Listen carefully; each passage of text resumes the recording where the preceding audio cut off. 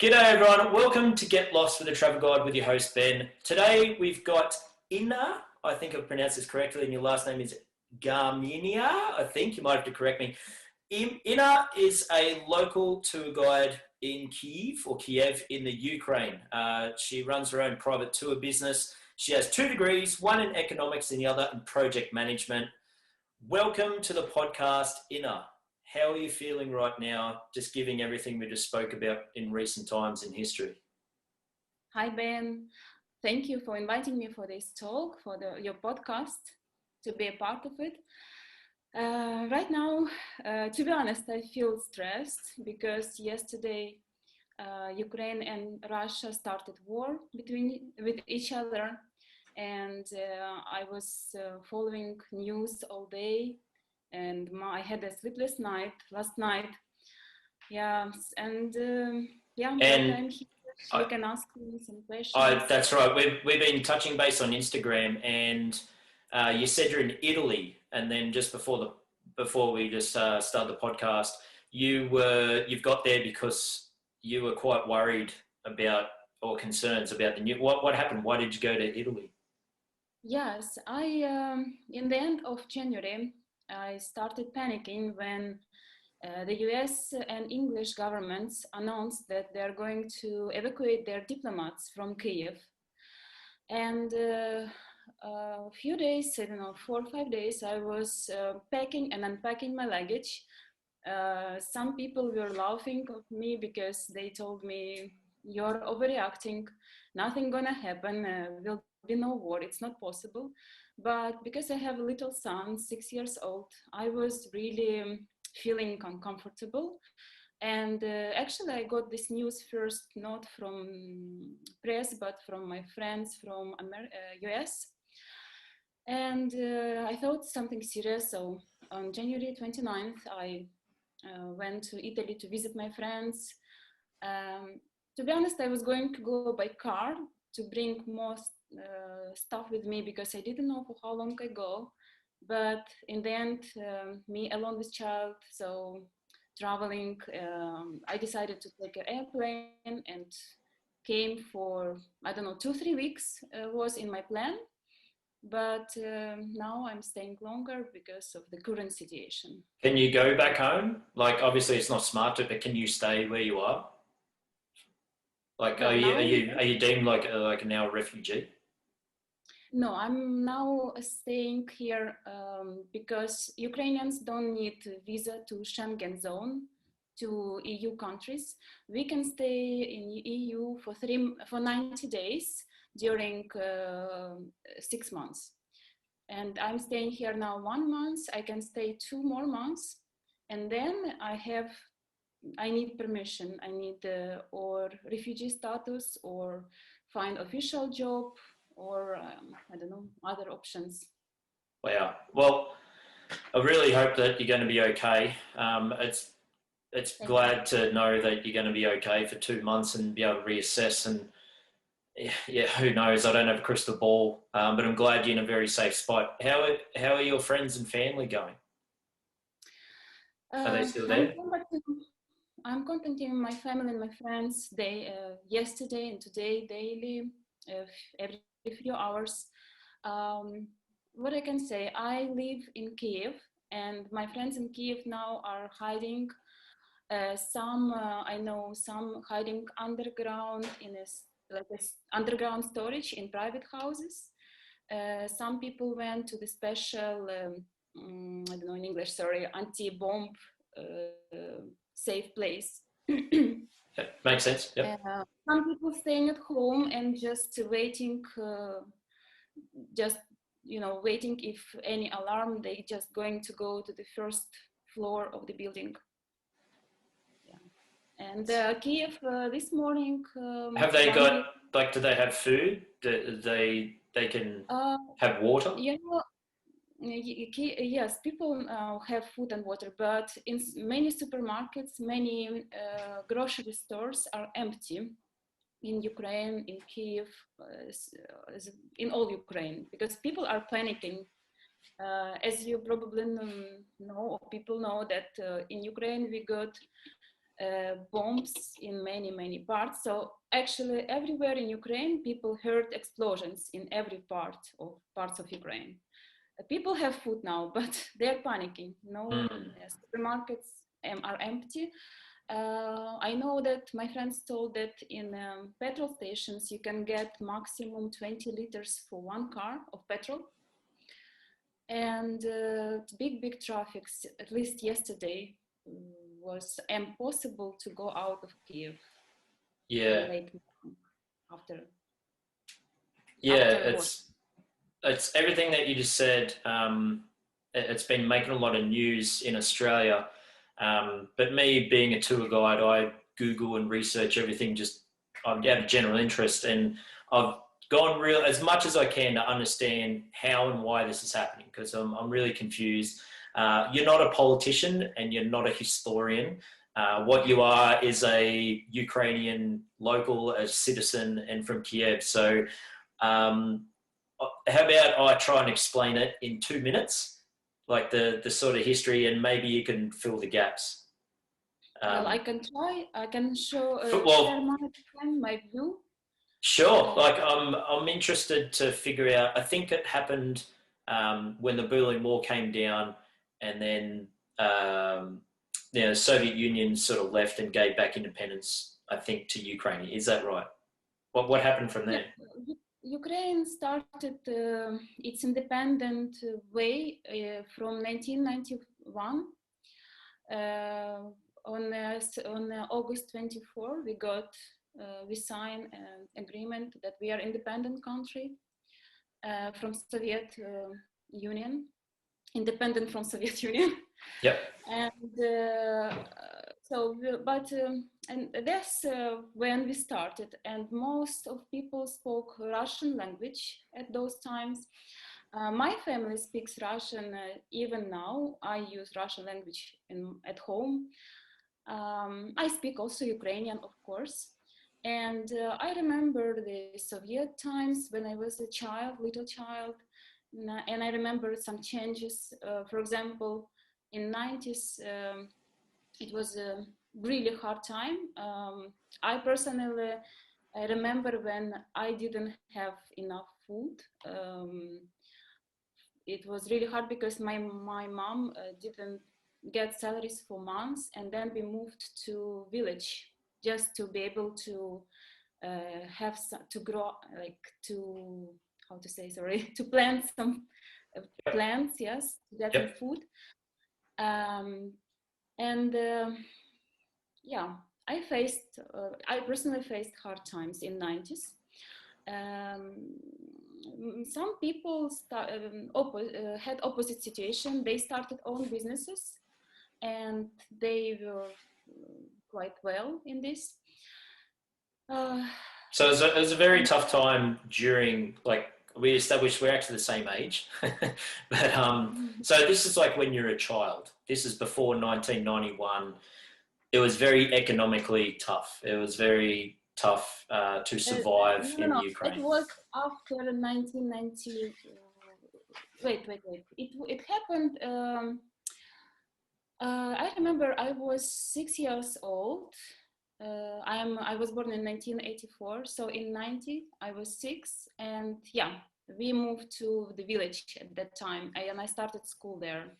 So actually it started before independence, and then after was still hard time for people, and then step by step. Why was it hard? Like, was it hard because people couldn't get a job?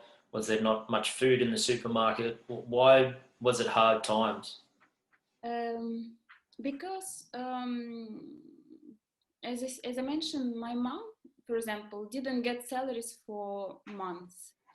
So it was many people were in this situation because, you know, when regime is changing, politically country is not stable, and the regime is we need time to be settled. So those who had own businesses, they were okay. I don't know, really. I understand. It sounds like the economy wasn't prospering that well to foster a lot of jobs, a lot of employment. As you said, like there wasn't much salary. So I guess the economics wasn't doing too great. So it was tough times, but Yeah. I think things must have improved. Like in Ukraine, sort of. Uh, yes, was improved. I could say, for example, 2000, before the crisis in 2008, I think we were quite good. Ukraine had good times. And even after, we were good. Really, people lived good life, traveled, visiting restaurants. It was, of course, not easy because, you know, Ukraine is not a strong country anyway, I mean, economically. But still much better than in 90s. And now, well, we had, after Euromaidan, we had also difficulties. Our salaries were really low. Now, last few years, we were getting better. And so even, during Corona time, you know, of course, Corona time will affect, I think, all countries a little bit later because. So, you know, can I just sort of jump in? And I'm just really curious to understand. Like, I'm trying to understand how it went from a tough time to a good time, but also with the government, because to my understanding, there was this very significant thing in 2014. It's like, this is on Wikipedia. This is quite well known, I think, if you're Ukrainian, called the Orange Revolution. So I think, I know this is a tough one, but I'm trying to understand it because anyone can Google this, but what they can't do is talk to a local and get your understanding of it, which is really what I'm trying to get. So you had sort of two politicians. One favoured want to be part of the European Union, and the other favoured want to be part of the Russia, not Soviet Union, be part of Putin. And Ukraine it's divided. It seems like people on the Western side, or mostly Western side, wants to be more European Union, wants to speak more Ukrainian. And on the East side, you got people want to be more part of Putin and be more part of Russia. So I think that's what the Orange Revolution was about, because the politician wanted to stay part of Russia and people went, no, dressed up in orange. No, we're not. And there was bashings, there was violence, people died, thousands of people protesting against this. And eventually it led, I think the politician, he left. I think he left the country. You mean Yanukovych, our ex-president? Hang on, there's two. There's names that I struggle to read. Yushchenko and Yanukovych. He was the Russian influence guy. Yes, I've got that written down. Yes, Yanukovych left the country in 2014. If you talk about the Orange Revolution, it happened in 2004. And it was, it was about, we had Yushchenko and Yanukovych. These two people, they were candidates to be president.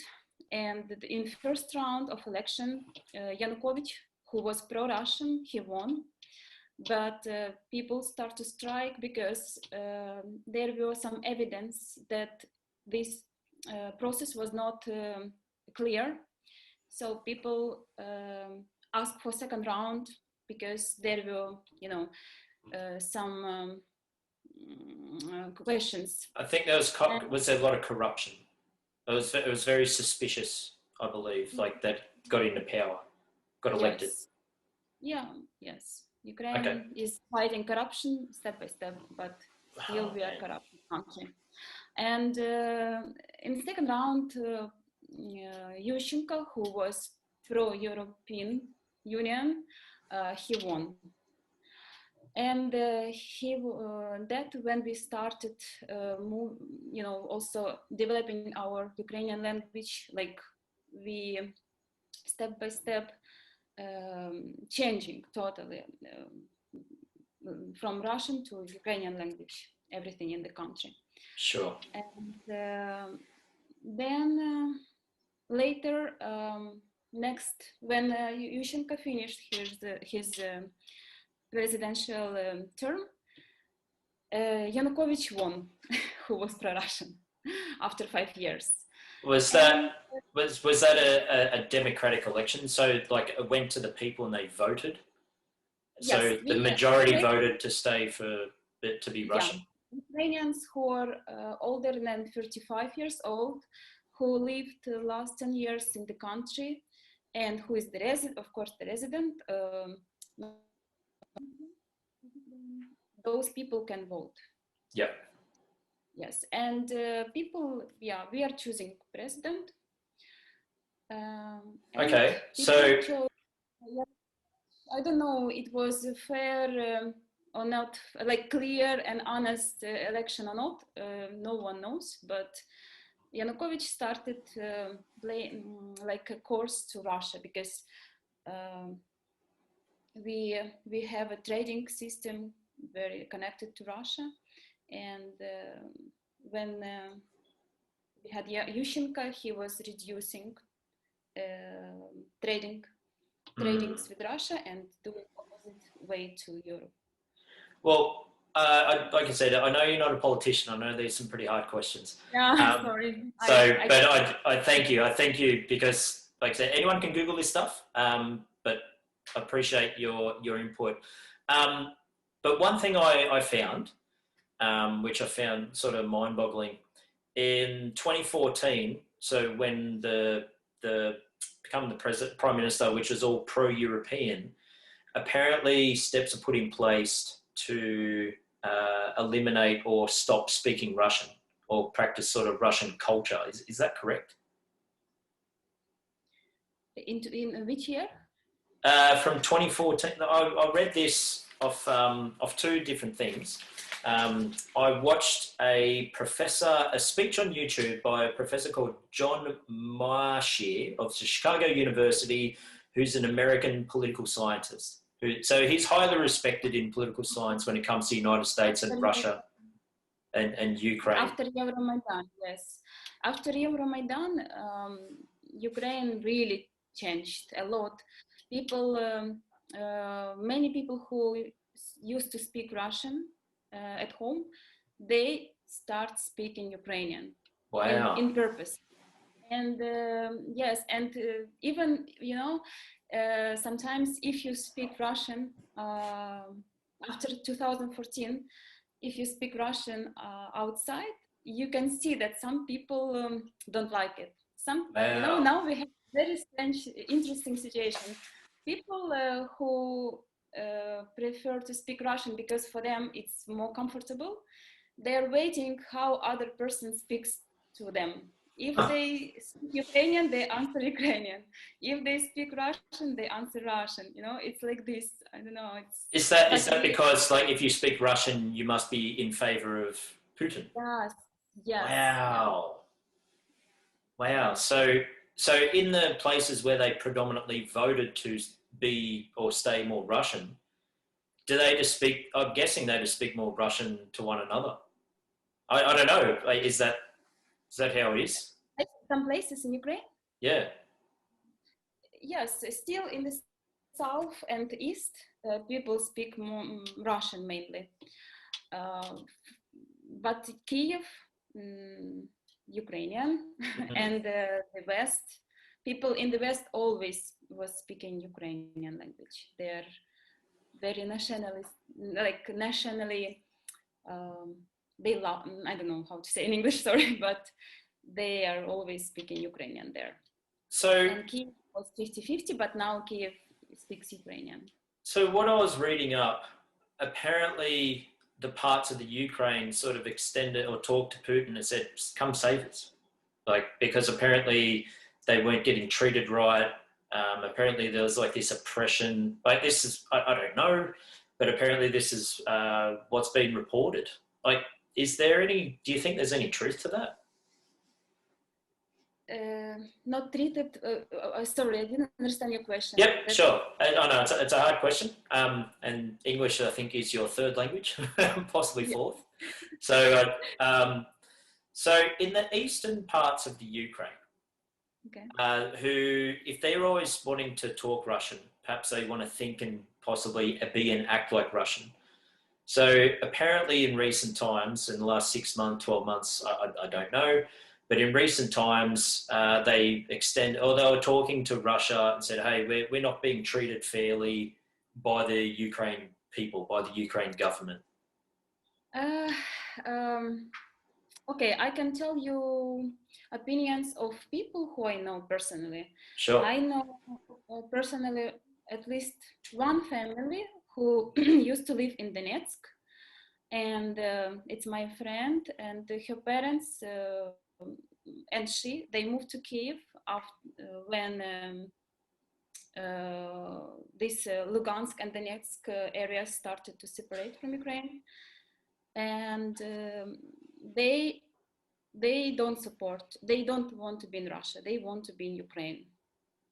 People, also there in those regions, you can't get easily information because those people who are controlling those territories, they close everything.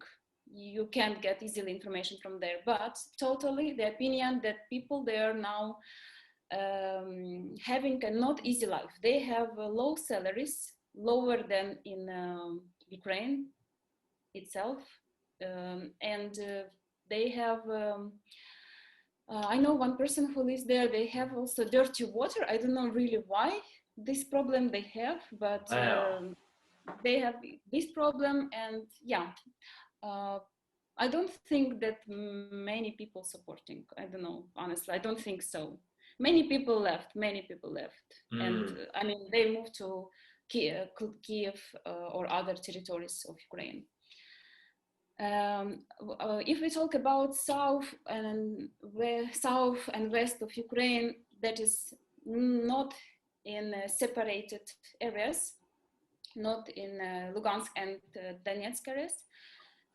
There are some people still, I know them personally, who say that it's Ukrainians' fault and they support Putin. I don't know. Really, it's and some people not. But I don't know. People are different, and many. I think even now, Russian people who live in Russia, they are not happy with the situation because, okay, politics. It's politics. We always we cannot have 100%. Something 100% good this or bad this. Yes. Sorry for my. No. I can. You're doing well. It's a tough conversation. What I want to say that for normal people, simple people, civilians, important that politicals, when they're trying to show their ego and sorry, I can. The ego, that's right. People are demonstrating their ego. Yes. They use just humans' lives. This is this is what people. I think even in Russia now they're protesting because normal people dying for someone's ego and desire to just to show something. This is the sad reality, because I think Ukraine, simply just want to be independent country that can decide where, to have its own culture, and Ukraine is free to choose with who it want to be a friend, right? So I don't know. I don't want much politician. How to say? I don't want to be too much Sorry. It's okay. It's fine. I mean, Just take. You're every okay. country has its own truth, but Yeah. I think it's always possible to find a peaceful way to solve. I agree, and the rest of the world, the vast majority of the world, also think so. There's always disagreements in different cultural interpretations on what we should do and what we shouldn't do, but to resort to war, it should never be the way the option is. And that's why it's so sad to see. And I can Yeah, see in your eyes like how upset you are. So I thank you again for trying to explain such a hard topic, because we're all confused. We all don't really know what's going on, and you're a local, so I thank you for sharing this information the best you can in your third chosen language. So sorry, yeah, no, trust me, English is not the first you language. speak some better English than half the Australians here. Come on, like you're pretty good, so don't be too I hard. So hope one day I can visit Australia. I am a big traveler, and I visited many countries. I mean, not many, but at least almost 30. And one day I will visit Australia for sure. hope so. Our border, I'll happily show you around. But before we do that, before I get to show you around Australia, like I said, I want to finish on a high note. I'm a tour guide. You're a tour guide, and we like showing our countries. We like talking about all the good things and the reason why things are amazing. And I really want to be able to understand, because I think of Ukraine, and now I really feel for your situation, like not just the war, but also as a tour guide, because so many people are like, no, I'm not going to go there. And that's tough. Like, I know that's going to be really tough, but why don't we talk about when this moves on and tourism is going to be back in the Ukraine? Can we talk about some of the good things and the reasons why to go to Ukraine? Of course, I would like to invite people who still didn't visit Ukraine. Please come and visit Ukraine after, of course, after, not now, but when the situation will be calm, and one day everything will be good. Talk me through one of your tours.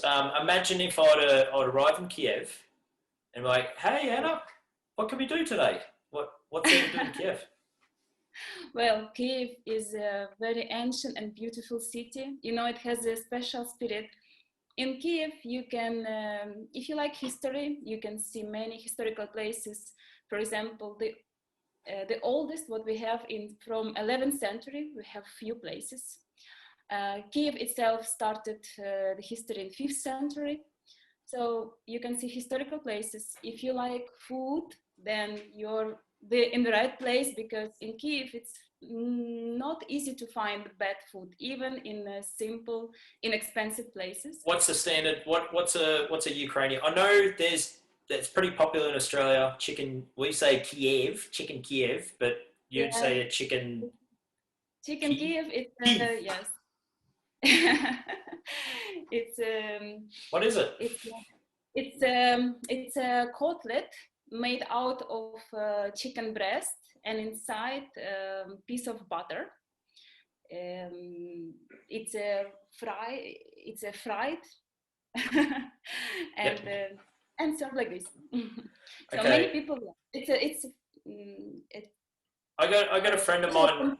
But if we talk about Ukrainian food, of course, borscht, and there are still debates if it's Russian or Ukrainian dish. What is it? What else is it? What is it? What's a borscht? What's that? Borscht is soup made out of beet, cabbage, potato, and tomato paste, meat. And we eat it usually with sour cream. Actually, Ukrainians, if you talk about traditional food, that we eat many dishes with the sour cream. Borscht, vareniki, we always add sour cream. Two things here I think complement alcohol and beer drinking. Is that common? Yeah, usually if you come to a Ukrainian restaurant, they propose you as a compliment to drink some shorts, drink. Yeah. Warm up the palate. You have good mood when you eat for good digestion. So I got some friends of mine. I said, mate, I'm doing a podcast with a beautiful girl in the Ukraine. She's from the Ukraine. Any questions? Because they've been. And he said about sculptures and architecture. It's just incredible. How and what's all that about? I can say it's interesting now to visit. I mean, not now, but when situation will be calm, because Ukraine is still post-Soviet country, and in Ukraine you still see Soviet buildings. That is for many people interesting subject, I think. Yeah, I mean, I looked into it in World War II. I think 3 or 4 million Ukrainians fought alongside the Russians in World War II, like at the same force. So there is a deep recent history there. Yes. And for example, our main street, Krishchatyk, it has a pure Soviet, let's say, Stalin style, because this street was destroyed completely in Second World War. So it has like huge buildings, special design, and and also we have ancient style buildings that some part of these places survived from 11th century, but of course mainly they are, how to say, they are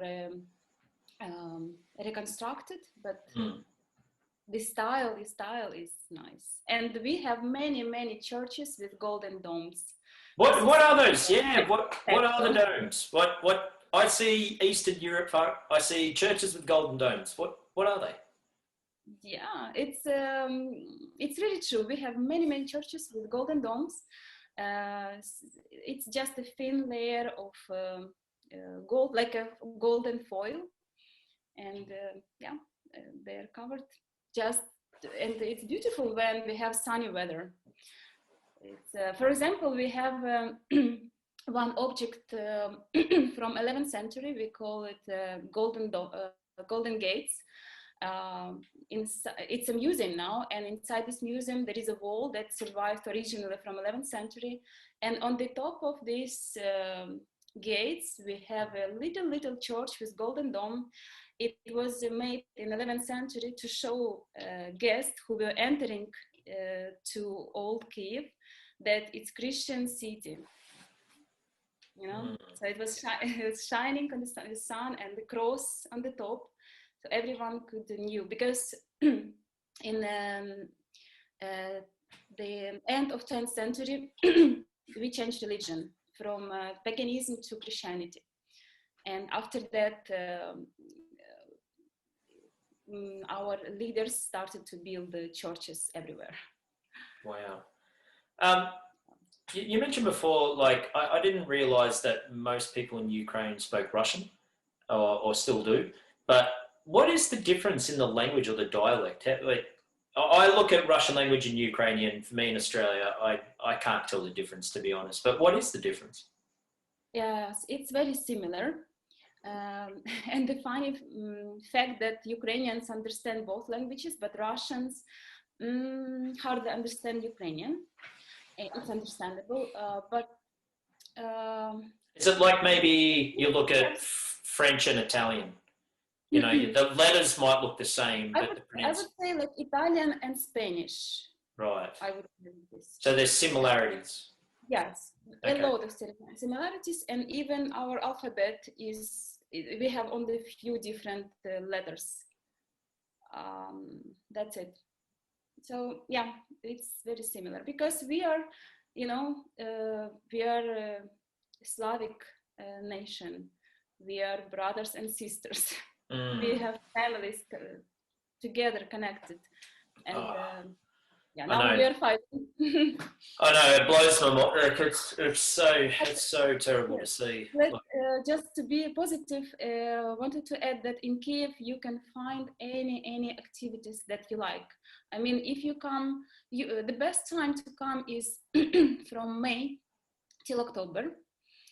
And at this time you can find, you can walk around, you can fly by helicopter or balloon, you can do water sport, you can do team building games, and the prices are really good for those who come from, I don't know, from EU countries or from the US, because So, Ukraine yep. is really a good heaven for tourists, and food is really cheap.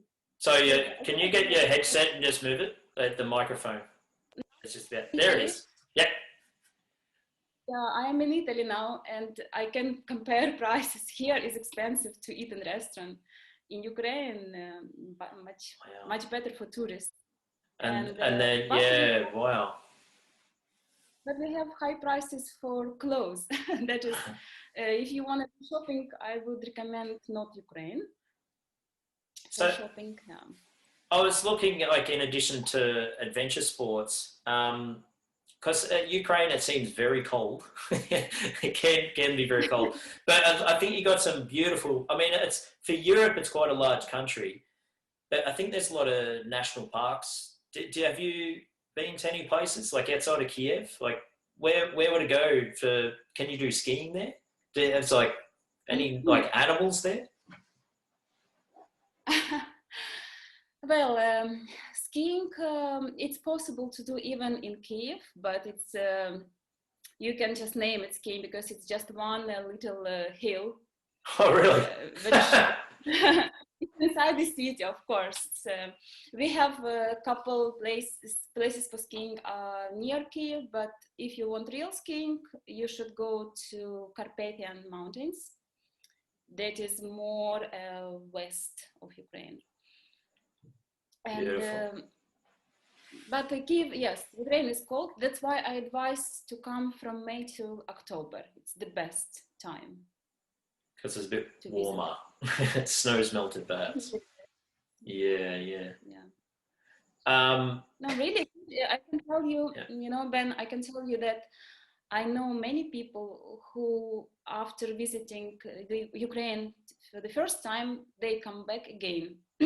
I cannot explain why, but people really fall in love with Ukraine. I think I know why. I think I know the secret. Do you want to know the secret? Tell me. Same again. I haven't been to Ukraine, but friends of mine have been to Ukraine. They are male, and they went there in their 20s, and they were single, and they said to me, and they're saying, like, they're world travelers. They've been to about 100 countries each, many years abroad from Australia, and they said the women there are the most attractive women in the world. And I think you are an example of that, because if we're the same age, we certainly, you look beautiful. What can I say? You're a good-looking human being. Thank you, Ben. But I think that also it's about not only about beautiful women, but people totally are very friendly in Ukraine. You can't imagine, for example, if you ask someone to take a picture of you, if you're, for example, alone or you're with friends on a picture, this person who you asked to do it, he will sit, he will stand, this angle, people really make an effort to help people. Really, Ukrainians in this are amazing, because I have experience. I ask many times people for photo, and I'm surprised. And sometimes if I ask some foreigners, I see difference, because people in Ukraine, they understand that, you know, photo is important for memory. I don't know. Does many people in Ukraine speak English, like yourself? That's another important moment. As I heard from my tourists, not many, not enough to feel completely comfortable in Ukraine. You can be okay. You can, of course, you can be okay. But better to have with you translator in your phone, or a private tour guide. No way, I'll be calling you up. Yes, no, really, people who use service of private tour guide, they see difference, because they save time, they get good advices, and they can, the tour guide can easily book any activities or any museum, check when it's open, when it's not, what should be, give advices for clothes for some moment. Can you tell me what's on the TV? Like, do you get American Hollywood movies? Is there Russian movies? Is it China? Or is it like Hollywood movies, but it's dubbed in Ukrainian? Is it dubbed in Russian? Oh, Ben, I'm sorry, but this question is not to me because I don't watch TV. Yeah. No, I'm honest. I don't watch TV. I usually use the internet, and I watch video on YouTube. Okay. Well, how did you learn to speak English so well? I mean, I've got a lot of friends that live in Europe or are European, and one of how they got to speak English better was through movies. They watched a lot of movies, and they end up speaking their English with an American accent. But my English, it took me years to speak, and still I'm not happy with my English level. Oh, that's fine. No, I mean, I learned, started in school. Then when I was younger, I was looking for a job, and I understood that those people who knows English, they get better salary. So I finished a couple courses, language courses. Then I found job, and there I need to call abroad. So there I jumped over the language barrier. I started speaking. Then I live abroad for 3 years. There also I use English, and then I travel a lot. I visited, as I mentioned, almost 30 countries, and some countries few times. That's my story. And now I work with tourists. I use English every day, writing, talking. Understand. Okay, you've done it from a very educated perspective. Instead of just watching movies. Yeah. I understand. Even to be honest, I speak to my son mainly in English. Really? So, can you imagine? Yes. Do you think the way forward for Ukraine is to speak Ukrainian or to speak English?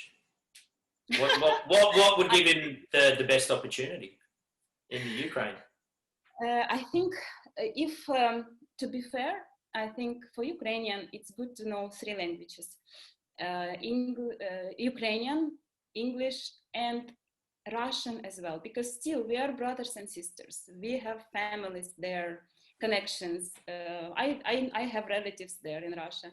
And Russian, it's also a very popular language. And I believe one day we will be in good relationship. I believe, I'm always positive and a little bit maybe naive, but I believe that we will be good. So why not? If you live in Ukraine, you can simply know these 3 languages, and you can be okay in the world. Maybe it could be also Chinese.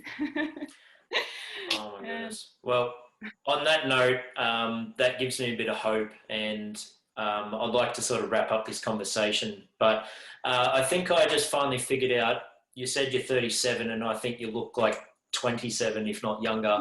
I know why. Because studies show that people that can speak multiple languages, so there's parts of our brain where we've got to think. So people that can speak more than like 2 languages and more, and you're 3, engages your brain faster to think. You think from Ukrainian to Russian to English.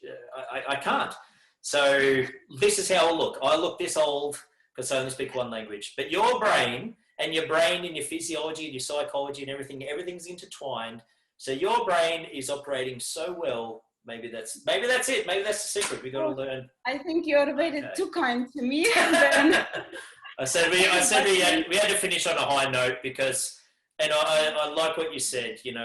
I use the expression "why not," and you said "why not," and to be positive. What else do we have? We got to be positive. There's no other choice, and I really like what you said. And I thank you, because this is a hard topic. I really wanted to learn more about the Ukraine. The first time I've ever spoken to anyone from the Ukraine in all my travels, so I really do appreciate sharing everything. I know you got emotional before, And Sorry for this. This no, days. it's okay. I don't know what it's like. I hope I never do. But you are in this situation, to think you could be stuck in Italy for such a long time. You could be. I don't want to speak about it. I want to stay positive. Hopefully you go home really soon and this ends soon. Like the world doesn't want it.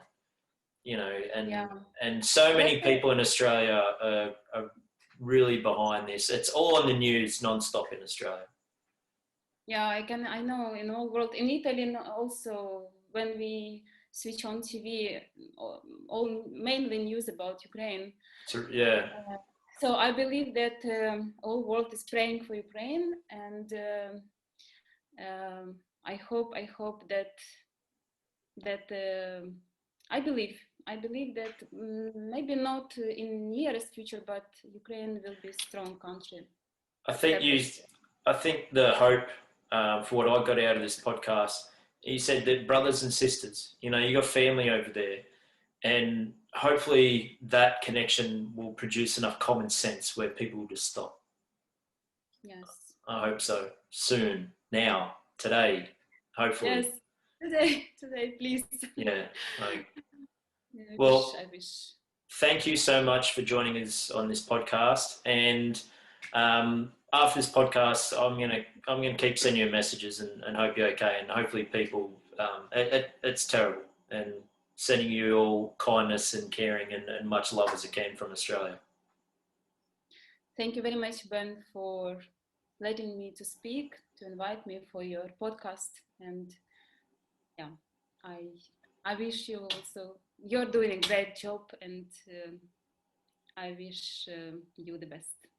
And welcome to Ukraine. Thanks so much. I hope to meet you in Ukraine one day. I will be there. Let's do it.